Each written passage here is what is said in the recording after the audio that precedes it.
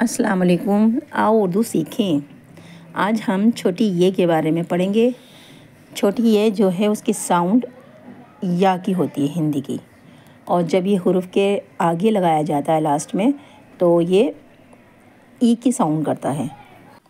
جیسے یہ لکھے ہوئے ہیں حروف، یہ الف زبر یا، الف یا زیر ای، یہ بے زبر یب، بے یہ زیر بی، یہ پے زبر یپ، پے یہ زیر پی، یہ تے زبر یت، تے یہ زیر تی، یہ ٹے زبر یٹ، ٹے یہ زیر ٹی۔